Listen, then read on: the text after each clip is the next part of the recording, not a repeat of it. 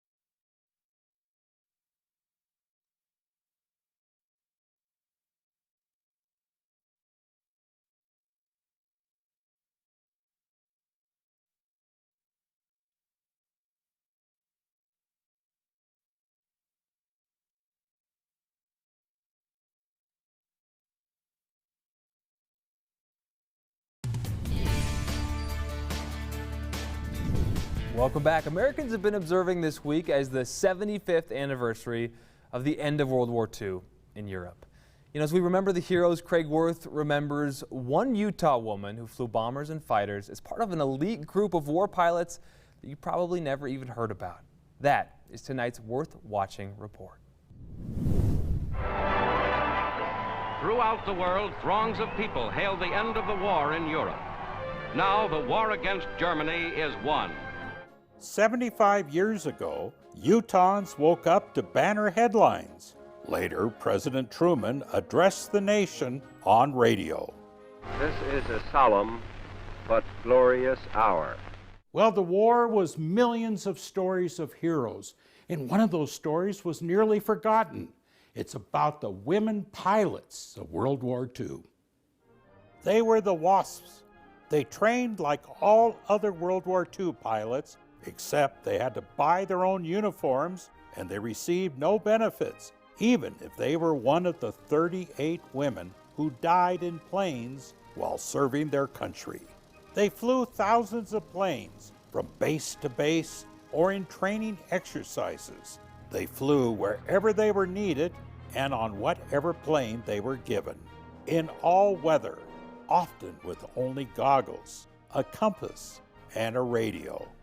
Day and night, as men were needed for overseas and combat duty. Only a few are still with us to tell their story. One of those women pilots is Nell Stevenson Bright, a hero among us in Salt Lake City. Our country needed us. Everybody during World War II was chipped in to do everything that we could. They were an elite crew of 1,000 exceptional pilots. Yet even in this official Army Air Corps film, they were subjected to humiliation and sexism.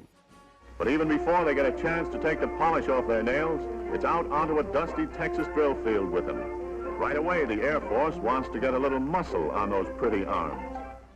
Nell Stevenson Bright told us by phone, only the best got their wings to serve under legendary aviator Jacqueline Cochran. We were putting on lipstick at the orders of Jacqueline Cochran. She wanted us to look very nice, ladylike when we got off the airplane. And in a world unknown to most, they flew and they flew. Some ferried planes from the factories to bases. Here in the West, they flew thousands, yes, thousands of planes from the coast to Great Falls, Montana. There they had the Russian Army stars put on the planes to then go to Siberia and fight Germany on the Russian front.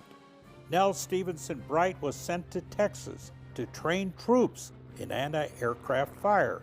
She would tow the target or a drone for live fire. It was dangerous. Not all would survive. It was something very different, and we were the first women to fly military airplanes, so we were an experiment. Then suddenly in 1944, they were no longer needed. So we were just deactivated then and were sent home. Our records were sealed for 30 years. Congress voted down giving them benefits or further service or official recognition. I guess we were the best kept secret of World War II. Nell Stevenson Bright would move on to be a Phoenix stockbroker for 50 years before moving to Utah. Finally decided to retire when I was 85, and next month I will be 99, so I decided I needed to be closer to one of my kids. Well, in 1977, the Air Force announced that women could fly military planes for the very first time. Nell Stevenson Bright said, "Oh no, we used to do that."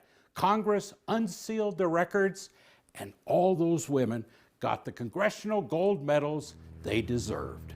Craig Worth, ABC 4 News.